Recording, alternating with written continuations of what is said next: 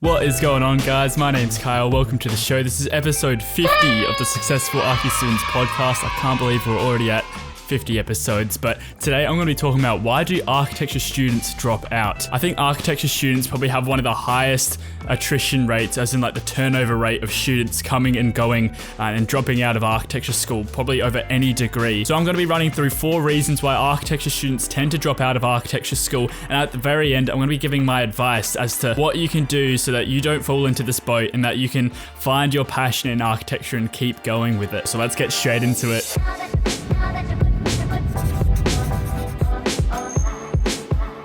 So first of all, the reason why architecture students tend to drop out from architecture school is because it's not what they expected. They were simply expecting something else, whether it be a more artistic and creative degree or something more technical, focusing more on like the construction side of things. But because architecture really is this whole mix of different things, you know, it's a mix of creativity, construction, personal relations, and all these other different things. And so maybe a student was more expecting it to be, you know, drawing and creating things in the computer. But then once they tend to go through architecture school, they'll have all these different classes looking at the history, and they'll be looking at different programs, and then there'll be a mix of different construction ideas you've got to bring into your designing. And so that's reason number 1. It's just not what they expected. So reason number 2 is because it's a very, very long degree. It is just a massive commitment, you know, 5 to 7 years before you get your actual degree. And I hate to say this, but some students, especially in this time and age where we just want everything now, it makes it difficult for these students to stay on track and to stay committed for 5 to 7 years. To consistently put an effort for the next 5 to 7 years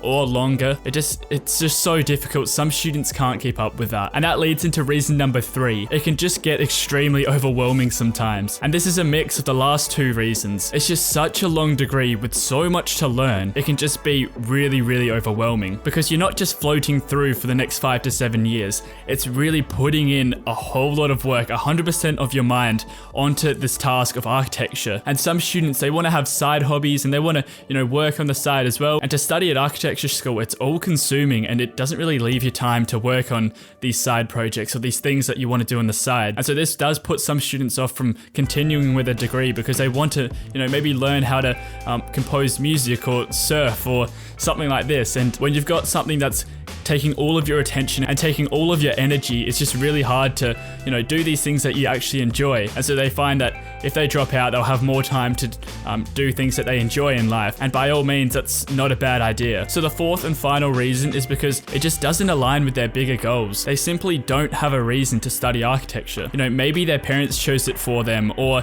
they decided that once they finish high school, it's just something they have to do because that's kind of what we're told. We have to go to university, we have to go to college and learn something and get a degree and get a good job. But then as you're going through your first years of architecture school, you start to realize that that's just not the only path anymore. There are so many other things you can be doing after high school. And because they don't have a bigger picture of them working as an architect, they realize that they lack the motivation to do any work because it's not what they really want to be doing deep down. And really, if you want to get good at something, it requires passion. And some students, they tend to realize that if you don't have the passion now, you know, maybe into your 3rd or 4th or 5th year of architecture school, it probably won't come afterwards when you're working in the profession. And so my advice for these students who are going through architecture school and they're starting to lack the confidence in themselves that they're going to go and graduate from this really long degree that's really overwhelming and it's really difficult. You know, architecture is just so broad. It's so easy to get lost in it. But my advice to you is to find something to niche down on and find something that you love about architecture, something that's a subtopic of architecture. Maybe it's technical drawing, or maybe it's sustainability, or maybe it's preserving historic buildings, or perhaps 3D modeling or drawing or something. Just find something that really fires you up about architecture. Maybe it's that thing that first got you into architecture. Maybe it's hand drawing, maybe it's creating models. And my advice is to just spend more time doing that, because a lot of the time your teacher's going to recommend that you focus on your weaknesses, and I think this is where we all go wrong. You don't enjoy the things that you suck at. So I tend to say it's a better idea to double down on the things that you're already good at. Find those things that fire you up and keep doing it. University and college is a kind of a factory, I guess, to create generalized knowledge. It really is just a system to get different kinds of students that are all on different levels to kind of be on the same level. It kind of just creates like a flat line of knowledge. So if you specialize in something that you really enjoy and you're really fired up about, and you get really good at this one thing that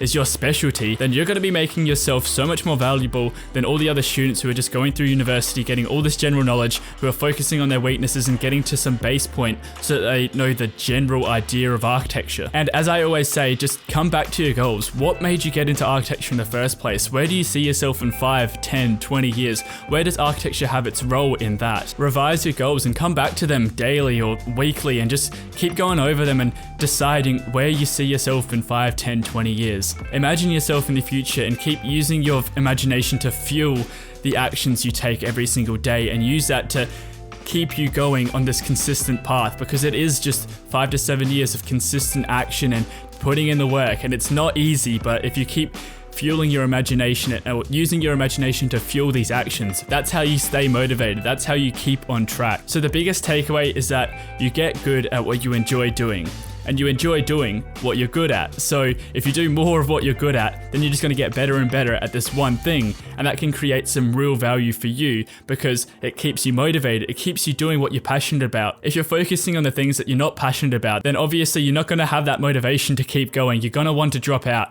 But if you focus on those things that you're good at and you can keep getting better and better at because you've got that passion for it, you're fired up about it, then that's when it gets really exciting, and that's when you can really get good at architecture. Don't get carried away doing those things that you're not so good at. Obviously still try and learn new things and practice those things that you're not great at, but really double down on learning something special, getting really good at some specialized thing that will make you stand out from the rest. I hope you guys found that video helpful. If you did, please leave a like on the video down below. Please leave a comment as well. Subscribe to the YouTube channel if you haven't already. There's a button to the side down here.